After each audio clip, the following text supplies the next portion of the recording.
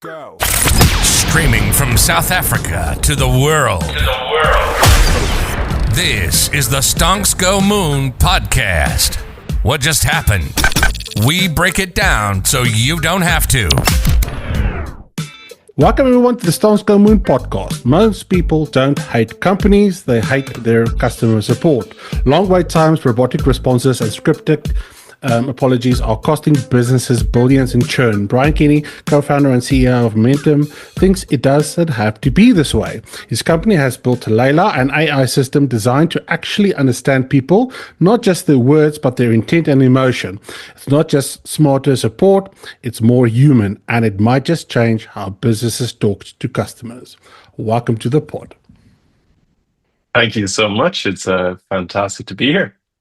So, I spoke to David Rhodes from Pipe Network a couple of weeks ago, maybe months by now, and he said to me that AI chatbots are sort of the number one driver of their business, which is essentially making sure that all your data gets to one point faster. So AI chatbots really a big business at the moment. Yeah, I think the way that we tend to look at the majority of the problem is if we think about customer service, I think we'd all pretty much agree that it's broken. It's broken in so many different ways. There's really long wait times. It's all kind of disconnected responses. And if you're ringing your bank or you're talking to your broadband provider, you can feel very transactional, like you're just a number in a business or take a ticket and stand in line. And we really feel that a lot of the customer service world doesn't need to be, we don't want to do like an iterative next version of what customer service is going to be, but instead build it from the very ground up. What would a modern take on customer service or experience look like for modern businesses that are out there? Yeah, but does that mean necessarily replacing people, or is it something else?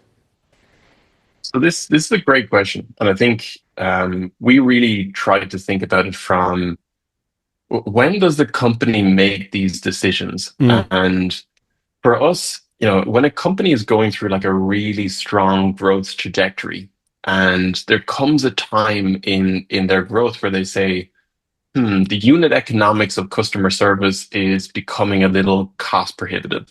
It might be time for us to start looking at external companies, external services in order to maintain our customer service aspects of our business.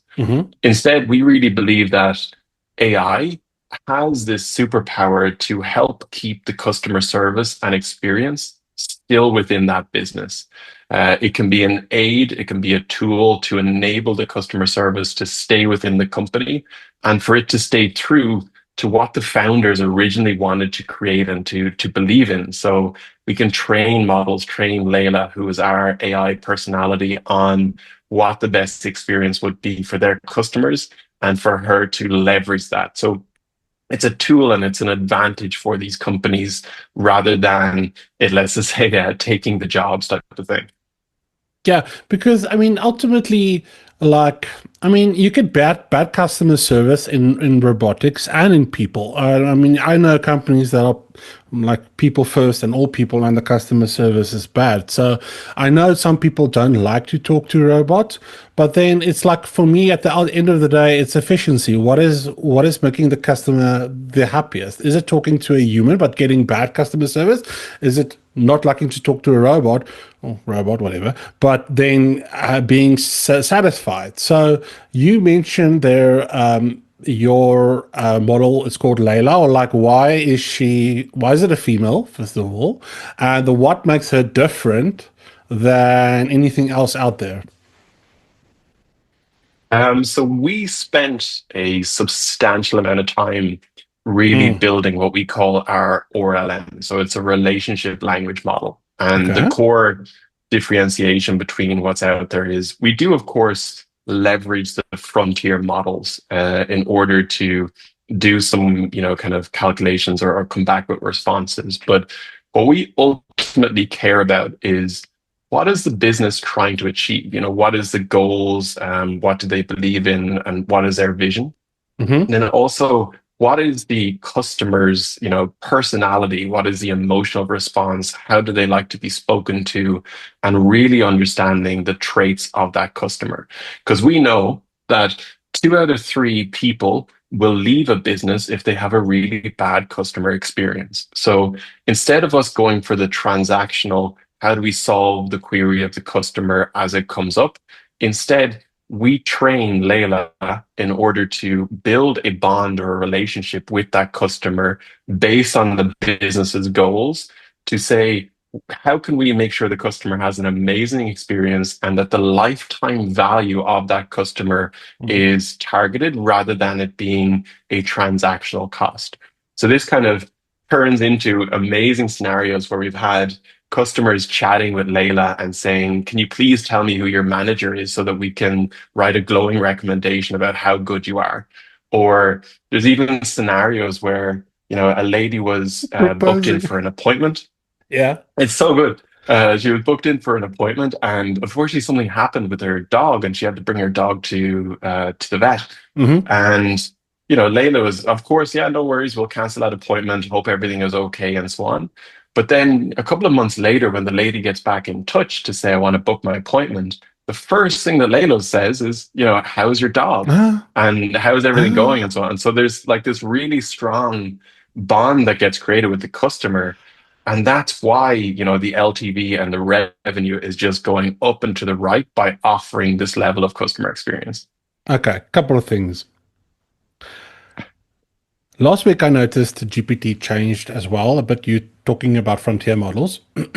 I was asking it a medical question, and it, out of the blue, asked me, how is your son doing? Or how is your youngest and your oldest? So it knows because I've got custom GPT wrappers for their medical stuff.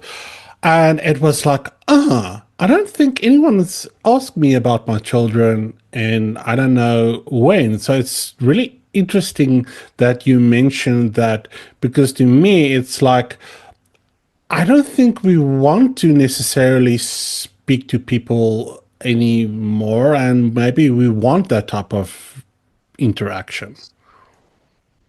Yeah, I mean, it brings up a very big point, which is for us, data privacy and data collection and so on Ah, is really at the forefront of what we want to do. So the way that we've always operated is, uh, first of all, everything within Momentum is siloed and within its container. So anything yes. around calculations around, emotion, personality, and all these different aspects of customers stays on our side of the fence. Mm, When we look at frontier models and companies who are pushing innovation at a substantially fast pace, um, we really take that responsibility really heavily. And we kind of say, first of all, no LLM or external provider is allowed to train on any data that we send to them.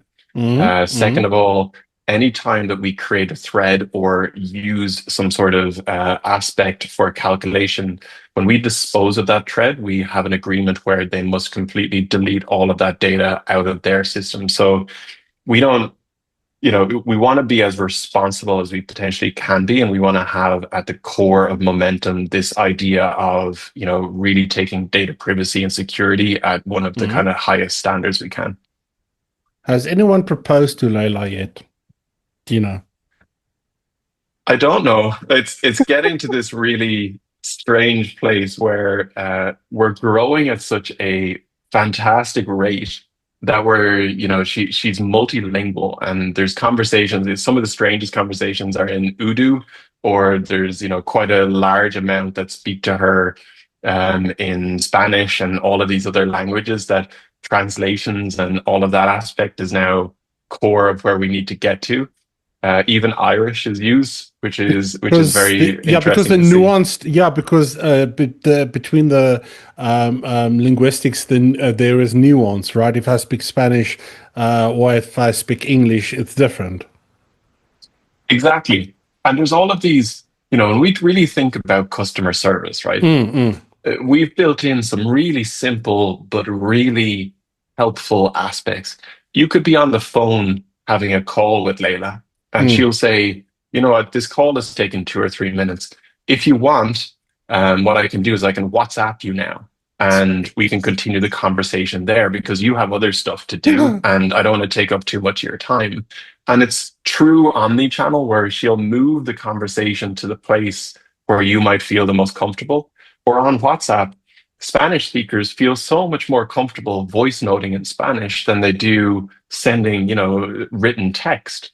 We need to be there with the customer on the medium that they prefer to be on at all Yeah. times. So it's Yeah. it's truly powerful. Have you had any feedback from people in terms of why they like to do it like this? So for me, from my standpoint, I just want to explain is I found myself gravitating away from Google and Google search to using LLMs because just it's so static. Google doesn't talk back to me. I can't engage with it. Is this sort of something that you're seeing as well?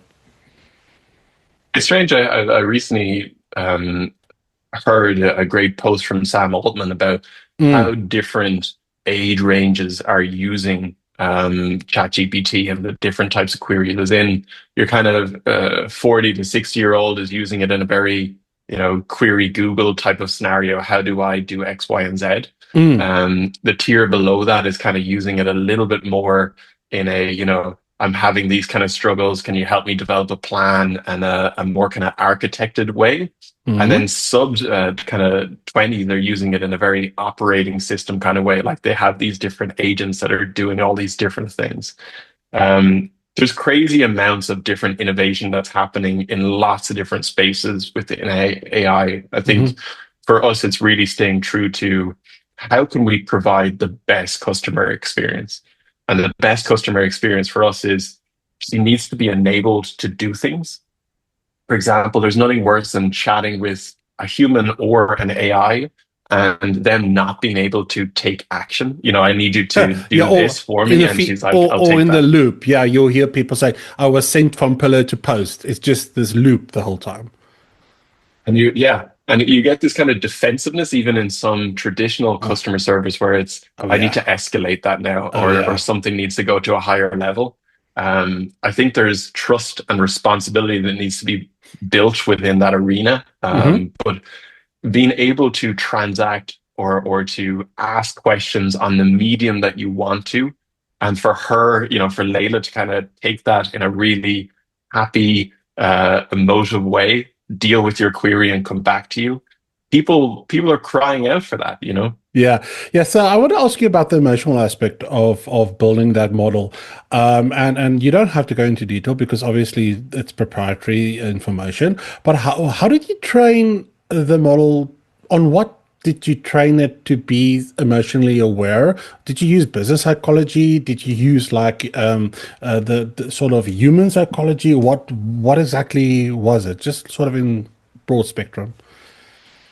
There's levels of psychology that do go into it. Mm-hmm. There's also just really being a pair of ears at the very beginning, as in what we Mm, would do is generate momentum and allow for current calls and the current system of how a business or a client of ours is operating to flow through momentum so that we can understand what is a good call, what is a bad communication, and kind of really help to understand the different customer behaviors. There's also looking at it in a cohort or holistic way, the mm-hmm. different customers that businesses have and how they interact with those customers. There's then looking at different cohorts of these are the customers that have a really strong relationship with you. These are the ones that are falling out of a relationship with you and why. Have they not come to your business an X amount? Did they receive a bad communication? And then you start to get into the next realm of really interesting capabilities, which is generating bespoke external marketing messaging to these customers. If there's an offer, if there's something that's really tailored to them, because Layla knows them so well, can create a custom message that is really built for Yeah. Brian to say, you love this service or you love this, and with this kind of configuration, take 20% off and enjoy it, or something like that. This is This is insane, man. This is insane. Let's talk It's about so when, good. so this is like Black Mirror stuff. But I love it. But yeah, it's still crazy. So when I did research about Momentum, I saw a case study that popped up about Sisu Clinic and the insane ROI that they experienced using Layla. Sort of, what do you think was the key success factor for them? Um, so this is a really interesting one. Mm, CISA was one of our first clients. They are, clinics in North America, Ireland, and the UK, growing at a phenomenal rate, but mm, also have a really, um, large configuration of services. You can have a lot of people when they think about Botox or different medical kind of aesthetic clinics. There's a lot of questions to be answered. What does it feel like? How is it, who's going to be in the room with me? All of these different types of configurations that need to go there. mm-hmm. There's also multilingual. They have clinics in Miami, so a lot of Spanish there. Spanish. Yeah. So there's lots to kind of come into the equation. Then there's also people work 9 to 5. So a lot of the questions come up What from the? customers when Oh, they're what the? watching TV at like Oh. 7 or 8 o'clock at night. There's also a lot of privacy that wants to come into it where they want to send a message on WhatsApp and get an answer back. And then there's just the overall value of Layla being able to handle the customer and their emotive responses to different questions really well and getting them to a place, not immediately, but over time, where they feel safe and happy in answering these questions and pushing them. So it's gotten to a really favorable place, and I think the ROI is a testament to that. Okay, let's talk about trust. And you said it's basically trust over time. How do you make sure that model doesn't hallucinate or sort of misread a situation? Obviously, these things happen. We've seen chatbots from Google go off the rails, and I mean, we know what happened on Twitter or X. How do you sort of handle that whole situation internally? It's really so first of all, to go back to when we think about the externality of Mm, dealing with frontier models or anything that's outside of our system, we kind of touched on that quite well. yeah.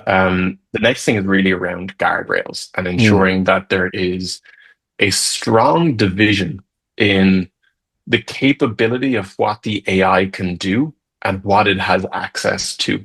So, for okay. example, if you were to jump onto one of our live chat, the chat bubble kind of things that are on websites, in order for Layla to have access to your upcoming appointments or anything like that, we need to authenticate through, two-factor authentication, mobile text codes, and all of these elements so that she's only aware of the information once she's been given permission to it.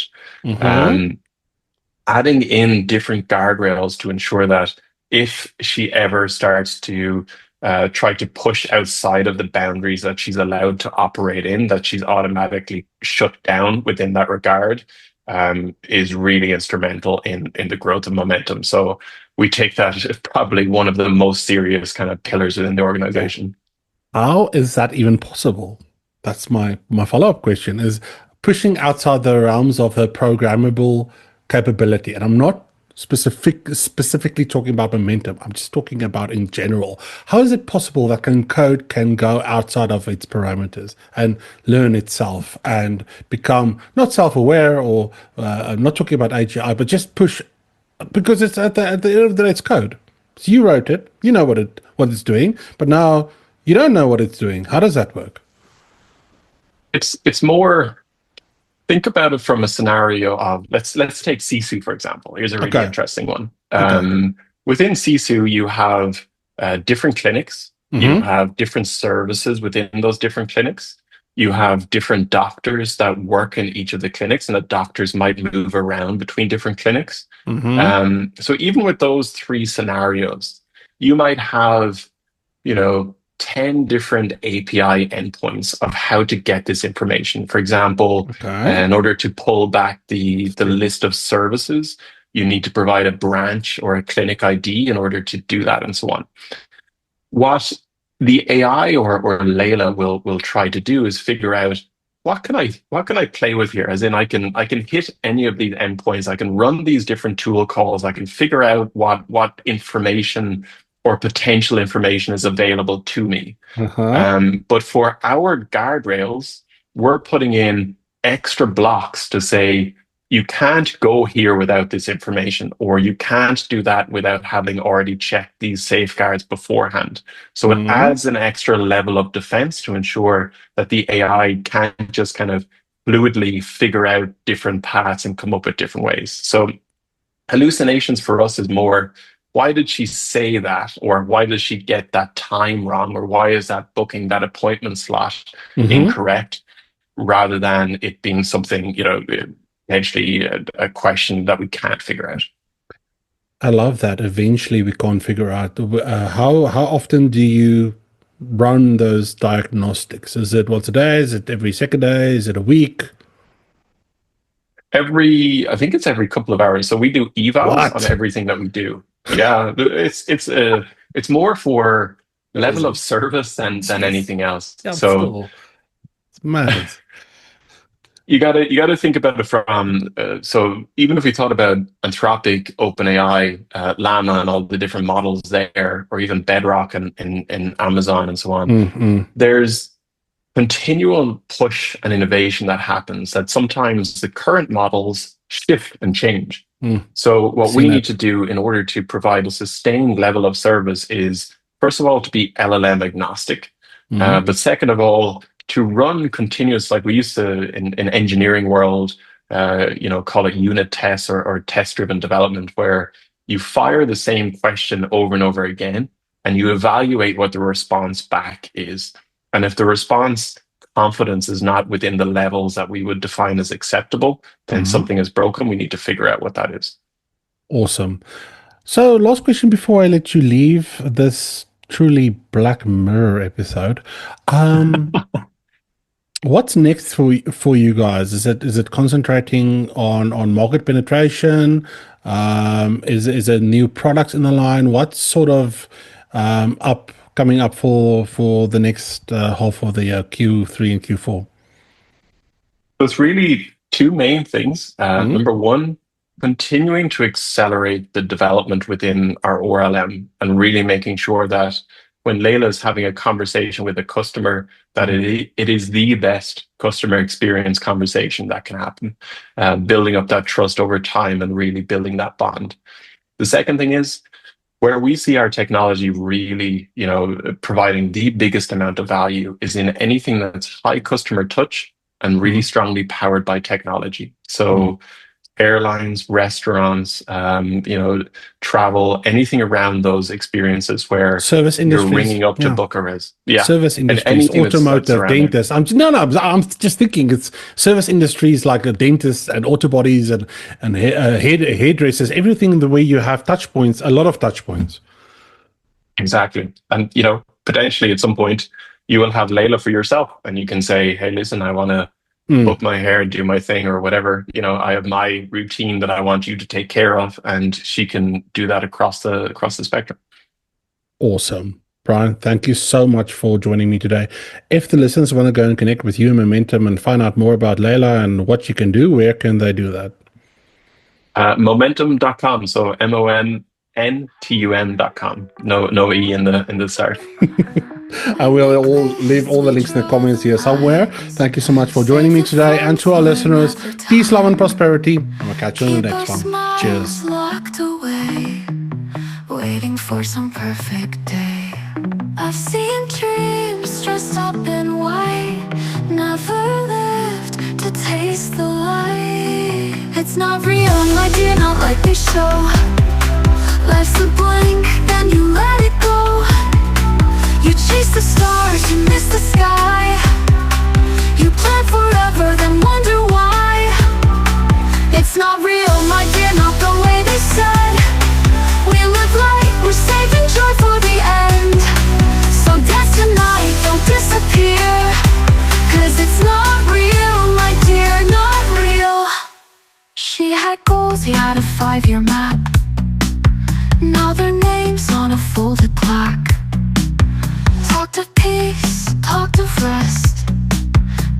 one told them when to guess. You're here now, hearts too loud. Why live soft in a world this proud? It's not real, my dear, not like we show. Life's a blank, then you let it go. You chase the stars, you miss the sky. You plan forever, then wonder why. It's not real, my dear, not the way they said. We live light, we're saving joy for the end. So dance tonight, don't disappear. 'Cause it's not real, my dear, not real. You booked the trip but missed the plane. You packed your bags but stayed the same. Waiting's not a safety net, it's just the prettiest regret. You run, you grind, you climb, you stall. The clock don't care, it eats us all. No one wins by standing still. So love too much and break at will. It's not real, my dear, just a game they play. Say you'll live tomorrow, then fade away. You chase the dream, forget to feel. But nothing fake can make it real. It's not real, my dear, not the way it seems. So kiss like it's fire, cry in your jeans. The moment's loud, the end is near. So hold it now, my dear, my dear. They never told us when.